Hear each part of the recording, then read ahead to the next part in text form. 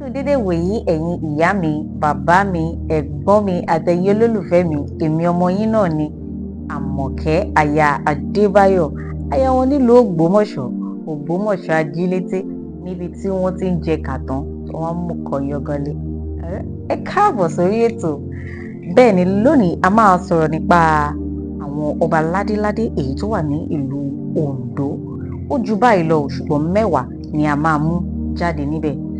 Alákọ̀ọ́kọ́, kábíyèsí Òṣímàwé ti ìlú Ondo.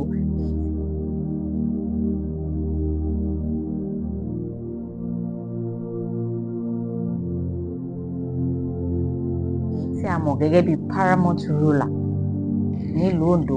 Ọba ẹlẹ́ẹ̀kejì tí mo máa dárúkọ kábíyèsí òun ni Déjì ti Àkúrẹ́.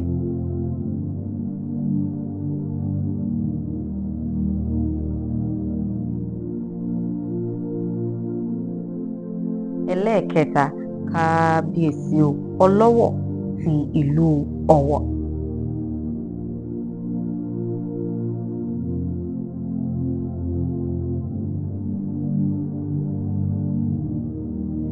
Ẹlẹ́ẹ̀kẹrin òun ni Àbọ̀dì ti ìlú Ìkálẹ̀.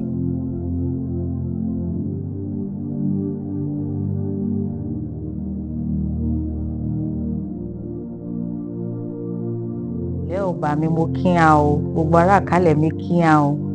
Ẹlẹ́ẹ̀karùn-ún òun ni Onírù ti Ìrùn.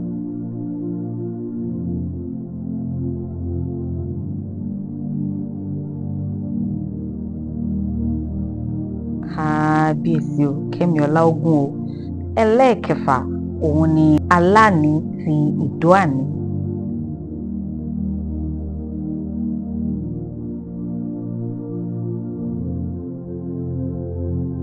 Ẹlẹ́ẹ̀keje òun ni Ọlọ́rẹ̀ tìlú Ọ̀rẹ̀.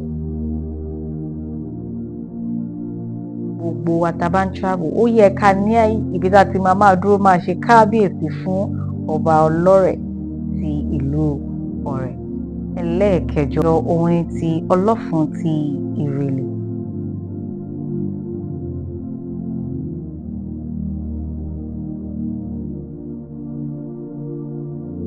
Gbogbo ọmọ Ìrèlè mo kí á o, alẹ́ o.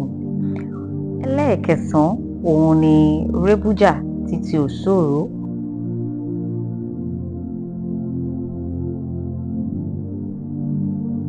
Ọmọ Òṣòro mo ra yín, gbogbo ọmọ Òṣòro mo kí á o, alẹ́ o, kéètérí o, ṣóhàn alẹ́.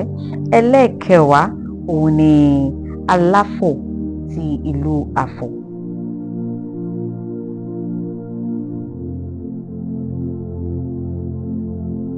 Ọ̀pọ̀lọpọ̀ ọba òun ló ń bẹ nílùú Ondo ṣùgbọ́n mẹ́wàá péré òun la dárúkọ.